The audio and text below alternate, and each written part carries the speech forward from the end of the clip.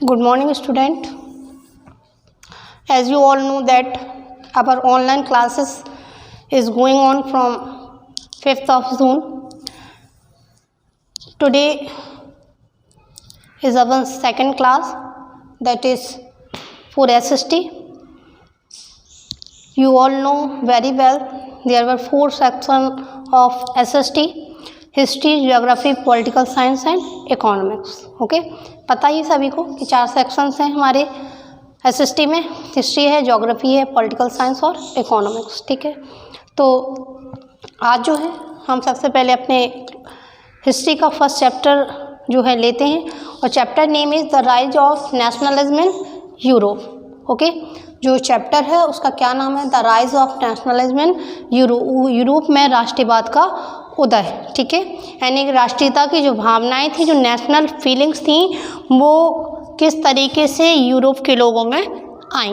Okay, तो सभी को एक चीज़ याद रखनी है कि चैप्टर जिस सीरीज़ में मतलब डे बाय डे आपको डेली वीडियोस मिलेंगे, उनको आप लोगों को रेगुलरिटी के साथ देखना है और अपनी स्टडी पे फोकस करना है. Okay, now let's start the lesson. In 1848, Frédéric Sérieux, a French artist, prepared a series of 4 prints visualizing his dream of world made of democratic and social republic, as he called them. चलिए, सबसे पहले जब आप अपनी book को open करेंगे और book का फर्स्ट पेज ओपन करेंगे तो आपको सबसे पहले लेसन की शुरुआत में ही एक पिक्चर देखने को मिलेगी. इस पिक्चर में बहुत सारी चीज़ें, पहले आप ये देख लीजिए, उसके बाद में लेसन को मैं डिफ़ाइन करूँगी. फिर से एक बार बताती हूँ कि ये जो आपको पिक्चर दिखाई दे रही है, ये पिक्चर केवल ऐसे ही नहीं बना दी कि हाँ उस समय की बनाई, इसको कुछ ही विजुलाइज कर रही है, आपको कुछ दिखा रही है. इसमें आप किन किन चीज़ों को डिनोट करोगे, हम देखते हैं कि ऊपर यहाँ पे जीसस क्राइस्ट हैं जो कि ब्लेसिंग दे रहे हैं. उसके अलावा यहाँ पे उनके एंजल्स हैं. नीचे हम आएंगे तो यहाँ पे स्टैचू ऑफ लिबर्टी है. यहाँ पे बहुत सारे लोग हमें क्यू में जाते हुए दिखाई दे रहे हैं. इसके बाद हम देखेंगे कि यहाँ पे कुछ रियून्स पड़े हुए हैं, उसमें क्राउन्स भी हैं, कुछ स्टोन्स पड़े हैं, कोई फ्लैग्स पड़े हुए हैं. तो ये सारी चीज़ें हमें देखने को मिल रही हैं. अब आते हैं बात जो कह रहे हैं, तो यहाँ पे बात हो रही है इन 1848 1848 की बात हो रही है. तो एक आर्टिस्ट हुए हैं, उन आर्टिस्ट का क्या नाम था? Frederic Sorrieu. Frederic Sorrieu, he belongs to the France. कहाँ से थे ये? फ्रेंच आर्टिस्ट थे. इन्होंने 4 प्रिंट्स की एक सीरीज़ बनाई. ठीक है, 4 पिक्चर्स बनाई और पिक्चर्स के माध्यम से अपनी बात को कहा, और उसको उन्होंने नाम क्या दिया? Democratic and social Republic. ये इम्पॉर्टेंट है, क्वेश्चन आ जाता है कि जो 4 प्रिंट्स की सीरीज़ जो है फ्रेडरिक सरियू ने बनाई थी, उसको क्या नाम दिया? तो इन्होंने नाम दिया था उसको democratic and social republic. Democratic and social Republic.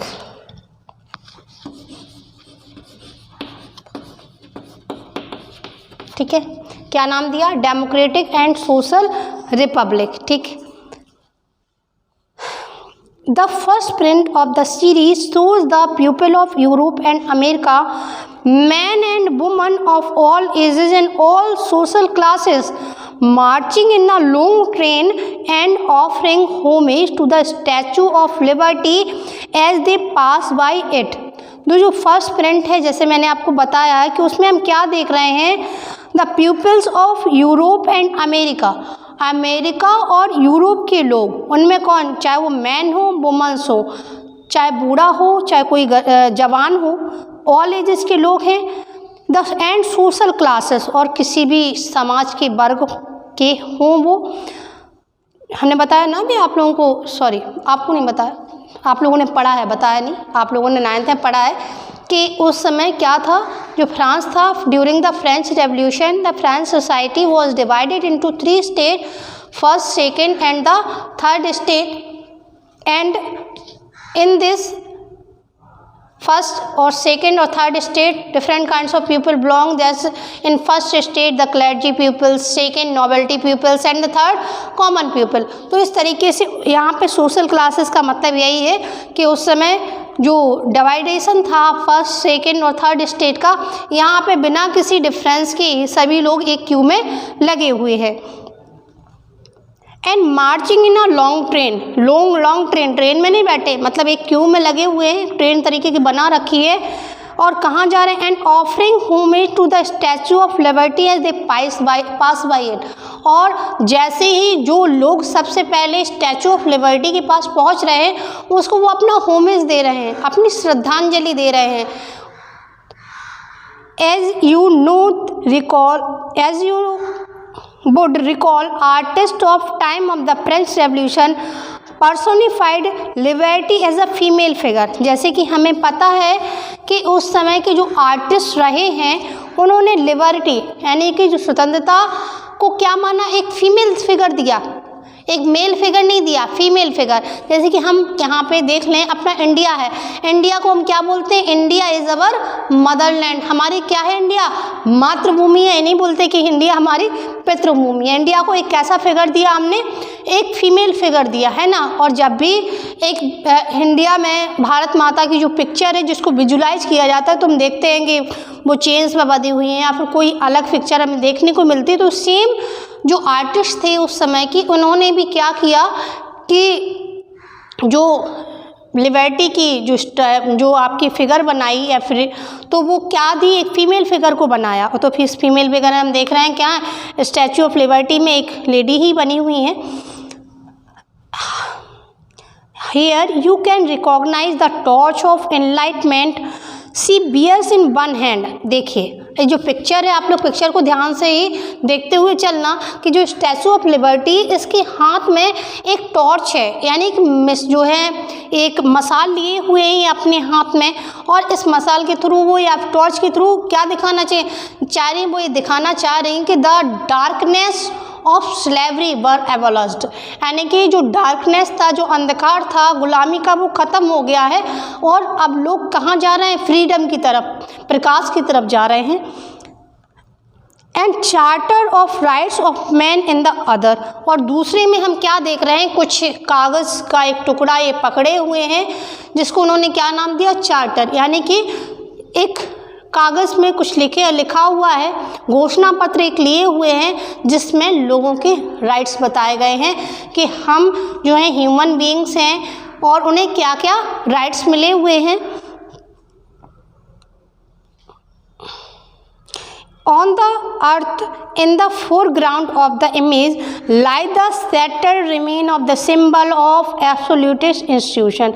और वहीं पे हम क्या देखते हैं कि वहीं पे नीचे जहाँ पे ये लोग क्यू में जा रहे हैं, वहाँ पे कुछ ruins पड़े हुए हैं, कुछ खंडर पड़े हुए हैं।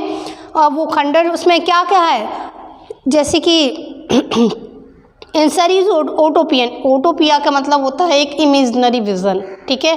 यहाँ पे यूटोपिया जो वर्ड आया है उसका मतलब होता है एक इमेजनरी विज़न। और एक थॉमस मोर करके शायद एक राइटर हुए हैं, उन्होंने एक बुक भी, जो बुक है उसको भी लिखा है, क्या नाम था? यूटोपिया करके। तो उसी से एक वर्ड भी लिया गया आपका ओटोपियन विज़न। तो इस ओटोपिया का मतलब होता है एक इमेजनरी सोसाइटी, मतलब उस समय के आर्टिस्ट आखिर क्या चाह रहे थे? वो ये चाह रहे थे एक आदर्श, एक आइडियल सोसाइटी हो जिसमें सभी इक्वल हो, सभी को राइट्स हो, कोई इन्फीरियरिटी ना हो। तो the people of world are grouped as distinct nation identify through their flags and national custom. अब यहाँ पे हम देखेंगे the peoples of the world are grouped as district nation, यानी कि विभिन्न राष्ट्रों से ये लोग बिलोंग कर रहे थे। And identify through their flags, और अपनी आइडेंटिटी किसके थ्रू शो कर रहे थे? थ्रू देयर फ्लैग्स, है ना। जैसे कि हम अगर कहीं पे जाएंगे, और पता ही है हमें सभी को कि हमारा जो नेशनल फ्लैग है वो क्या है? तिरंगा। तो हमें यह पहचान लिया जाएगा कि हम कहाँ से बिलोंग कर रहे हैं? इंडिया से। तो ऐसे ही अपनी नेशनलिटी को शो करने के लिए क्या लिए हैं? डिफरेंट काइंड्स ऑफ फ्लैग्स को ये लिए हैं अपने अपने नेशंस के। एंड नेशनल कॉस्ट्यूम, और अपने देश के नेशनल कॉस्ट्यूम को ही पहने, कि वो देश की जो राष्ट्रीय वेशभूषा है उसको पहन के अपनी आइडेंटिटी को ये शो कर रहे हैं। Leading the procession way past of the Statue of liberty are the United State. और हम देखेंगे कि इस प्रोसेशन में past the state of liberty are the United State, जो सबसे पहले यूनाइटेड स्टेट, उसके बाद Switzerland, which was the this time were already nation state, यानी कि जो आपके स्विट्जरलैंड था, यूनाइटेड स्टेट थे, ये पहले से ही नेशन स्टेट बन चुके थे, ये राष्ट्रीय राज्य बन चुके थे, मतलब इन्हें जो स्लेवरी थी उससे जो है फ्रीडम मिल चुकी थी।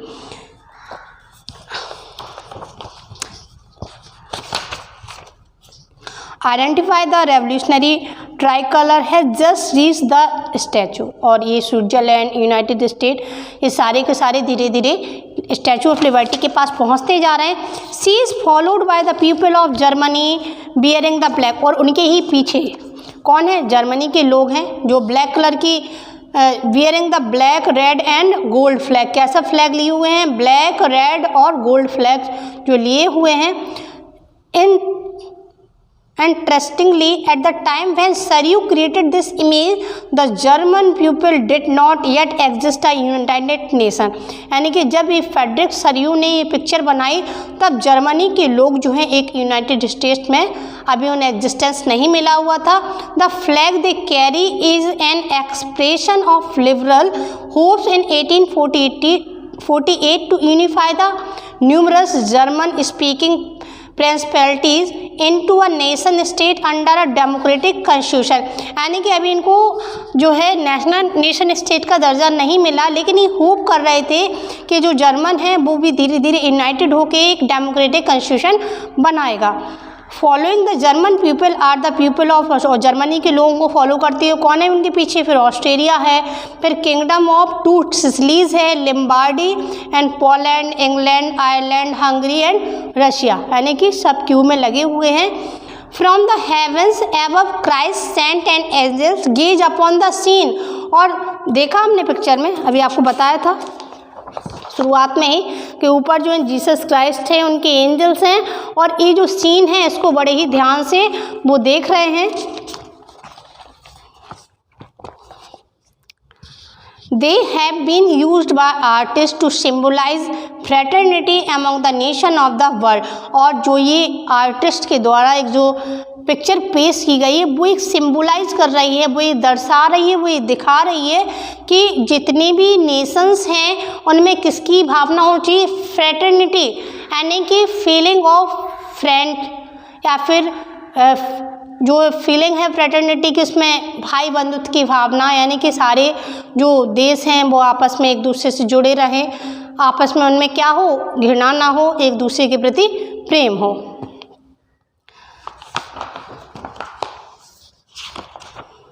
चलिए एक पैरा और देखते हैं। This chapter will deal with many of the issues visualised by Sorrieu in figure 1। इस चैप्टर में इसी तरीके से हम कई इशू जो हैं देखेंगे जिस तरीके से हमने फिगर 1 में देखा। During the 19th century nationalism emerged as a force which brought about sweeping change in the political mental world of Europe. हम देखेंगे कि 19th सेंचुरी के दौरान जो एक national emerge as a force, जो राष्ट्रीयता की भावना थी वो एक फोर्स के रूप में आई, which brought about sweeping change in the political, जो जिन्होंने फ्रांस की जो यूरोप की जो इकोनॉमी थी या फिर जो पॉलिटिकल वर्ल्ड था उसमें काफ़ी चेंजमेंट करके दिया। The end result of these changes was the emergence of the nation state in place of multinational dynastic empires of Europe. और इसके एंड में हम देखते हैं कि जो सोसाइटी थी यूरोप की, जो कई पार्ट्स में डिवाइडेड थी, वो क्या बनी, एक मल्टीनेशनल जो है डायनेस्टी में जो डिवाइडेड थे उसके तहत लोग उन्होंने क्या बनाए, नेशन स्टेट बनाए, राष्ट्रीय राज्य बनाए। द कॉन्सेप्ट और and the practices of modern state in which centralise power exercise supervision control over a clearly defined territory. और हम देखेंगे कि जो मॉडर्न स्टेट बनी, यानी कि जो आगे के लिए जो स्टेट देखेंगे, जो राज्य बने, राष्ट्र बने, वो कहते थे एक मॉडर्न विजन पे बने। उन लोगों का एक कॉन्सेप्ट चल रहा था कि हमें क्या बनाना है, एक डेमोक्रेटिक कॉन्स्टिट्यूशन बनाना है। This Commons did not exist from time A memorial, it was forged through struggle, through the action of leaders and the common people. This chapter will look the diverse process through which nation, state and nationalism came into the being in the 19th century Europe. अब इस chapter में हम यही सारी चीज़ें देखने वाले हैं कि किस तरीके से जो यूरोप था, जो कई डायनेस्टीज़ में डिवाइडेड था और वो अलग अलग अपनी कस्टम्स को फॉलो कर रहे थे। जैसे कि हम मान लें इस समय हमारे इंडिया में ही देखें हम कि हमारे यहाँ पे जो आपकी स्टेट्स हैं 29 स्टेट्स हैं, उन स्टेट्स में भी लोग अपने ही रूल्स को फॉलो करें, सरकार को फॉलो ना करें, उनकी कस्टम्स को ना माने। तो इसी तरीके से यूरोप में भी उस समय था, अलग अलग एम्पायर्स थे, उनकी अलग कस्टम्स थी, किसी में कोई फीलिंग नहीं थी। आज जैसे कि हम अपने अंदर एक फीलिंग रखते हैं कि वी ऑल आर इंडियन, तो वहाँ पर भी ये नहीं था। लोग अपनी एक छोटी सी एरिया में जिसमें रह रहे हैं वो अपनी पहचान बताते थे कि हम फलाने ऐसा। जैसे कि हम लोगों ने 9th क्लास में चैप्टर पढ़ा था फ्रांस की क्रांति यानी फ्रेंच रेवोल्यूशन में, जिसमें हमने देखा था जो लुइस 16 थे वो बूर्बो डायनेस्टी से बिलोंग करते थे, है ना, और उनकी अपनी अलग अलग कस्टम्स बताई थी, हमने स्टेट सोसाइटी भी बताई थी।